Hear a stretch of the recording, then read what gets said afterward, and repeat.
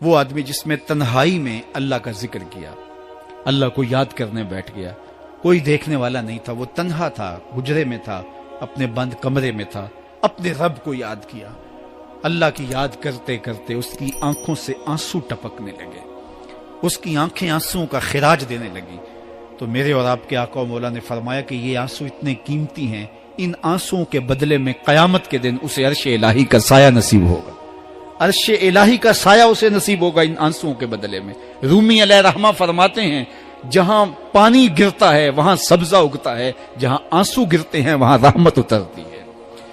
تو اس لیے جو اللہ کی یاد میں رونے کا لطف ہے اور اللہ کی یاد میں آنسو بہانے کا اجر اور صلہ رکھا گیا ہے، یہ گناہوں کو دھو ڈالتا ہے، یہ اندر کی صفائی اور ستھرائی کا سبب اور ذریعہ ہے۔ میرے اور آپ کے آقا و مولا نے فرمایا راتوں کی تنہائیوں میں اٹھ کے قرآن پڑھا کرو اور قرآن پڑھتے ہوئے رویا کرو۔ پھر فرمایا فَإِلَّمْ تَبْكُوا فَتَبَاكُوا، اگر رونا نہ آئے تو رونے کی کوشش کیا کرو۔ حضرت داتا گنج بخش علی حجویری سے ایک مرید نے کہا حضرت اگر رونے کی کوشش کریں پھر بھی رونا نہ آئے، فرمایا پھر اپنے مقدر پہ رویا کرو۔ تم اتنے سنگ دل ہو گئے ہو کہ تمہاری آنکھیں آنسوں کا خراج نہیں دیتی۔ جو رونا نہیں جانتا وہ اللہ کی رحمتوں کو اور اللہ کی کرم نوازیوں کو کیسے سمیٹ پائے گا؟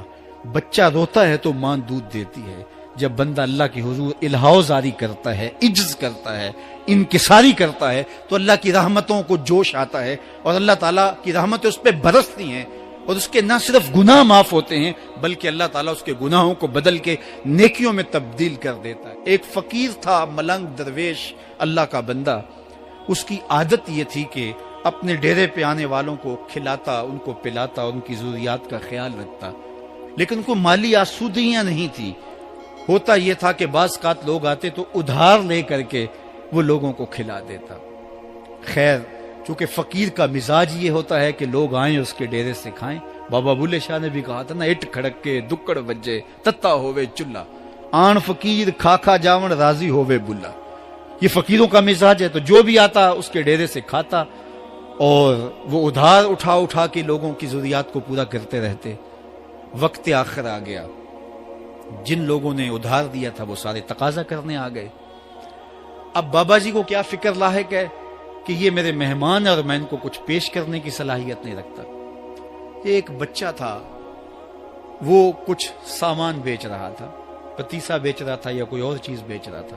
اس نے گلی سے گزرتے ہوئے آواز لگائی، خادم کو کہا سے بلا کے لاؤ، کہا تم بیچ رہے ہو تو میرے مہمانوں کو کھلا دو۔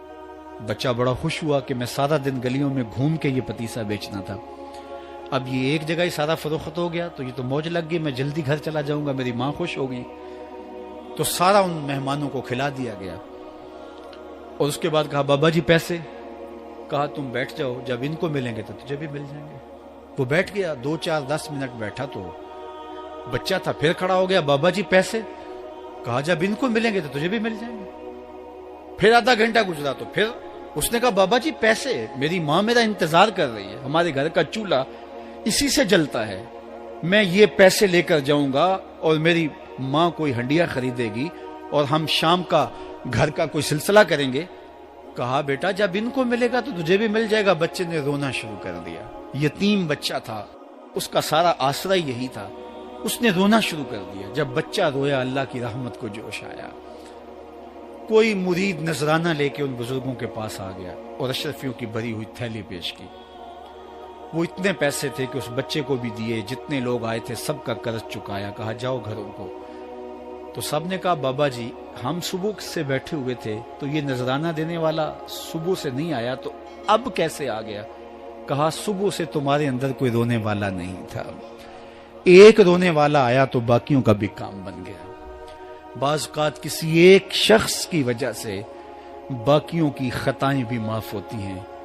آج ہم اجتماعی طور پہ تا حد نظر اندر باہر اوپر نیچے اتنے لوگوں کے ہجوم میں اللہ کی بارگاہ سے یہ توقع رکھتے ہیں کہ مالک کتنے ہجوم میں کوئی ایک تو ہوگا جو تیرا لاڈلا ہوگا، کوئی ایک تو ہوگا جو تیرا بہت قریبی ہوگا، کوئی ایک تو ہوگا جس پہ تیری رحمتیں برسیں گی۔ تو مالک اس کے صدقے سے ہماری خطائیں بھی معاف کر دے، ہمارے گناہ بھی معاف کر دے۔ کوئی ایک رونے والی آنکھ مل گئی تو باقیوں کا بھی کام بن جائے گا۔ اٹھ فریدا ستیا تے میلا ویکھن جا، وت کوئی بخشیا مل جاوے تے توں ہی بخشیا جا۔ میرے مالک ہم سب کی خطائیں معاف کر دے، ہم سب سے درگزر فرما، اور ہم سب کے باطن کو ستھرائیاں دے دے، ہمارے اندر کو پاکیزگیاں دے دے۔ بہت وقت میں نے اور آپ نے صاحب گزار لیا، تیزی کے ساتھ زندگی بیت رہی ہے۔ میں اگر اپنے آپ کو دیکھوں تو میری زندگی کتنی بہاریں کاٹ چکی ہے۔ اگر آپ اپنے آپ کو دیکھیں، کوئی 60 سال، کوئی 20 سال، کوئی 25 سال، زندگی تیزی کے ساتھ گزر رہی ہے۔ بندہ جب سوچتا ہے کہ میں 40 سال کا ہو گیا ہوں تو آگے میری زندگی کے اگر 30 سال بھی ہیں تو 30 سال تو کافی ہیں، لیکن وہ پیچھے اگر پلٹ کے دیکھے تو 40 سال یوں گزر گئے جس طرح چٹکی بجائی جاتی ہے۔ جب چٹکی بجانے کے وقت میں 40 سال گزر گئے محسوس ہوتے ہیں، تو جو باقی 30 سال اگر ہوئے بھی، وہ تو گمان ہے میرا، وہ تو گمان ہے آپ کا، ہمیں تو ایک سانس کا بھی نہیں پتا۔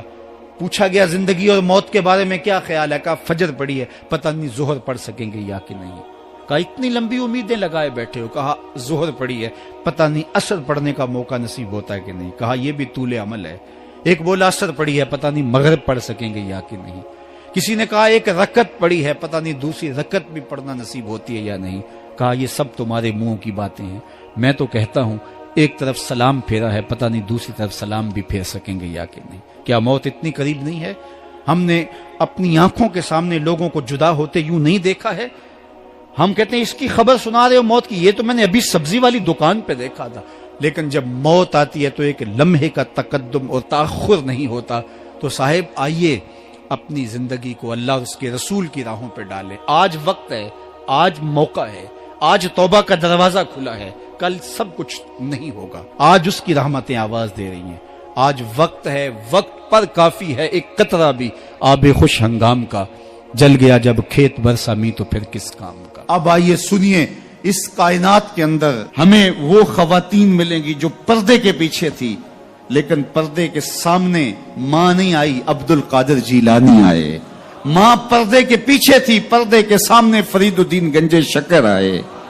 ماں پردے کے پیچھے تھی، مہر و ماں نے بھی آنچل نہیں دیکھا، لیکن پردے کے سامنے کربلا میں حسین ابن علی آئے۔ تو یہ پردے کے سامنے آئے، وہ پردے کے پیچھے تھی۔ تو جب مائیں پردے کے پیچھے ہوں تو پھر بیٹے جو ہیں وہ پردے کے سامنے آ کے وہ نقش ثبت کرتے ہیں کہ جو لوگوں کے زندگی کے نقوش کو جو ہے وہ اجال دیتے ہیں اور تقدیر بدل دیتے ہیں۔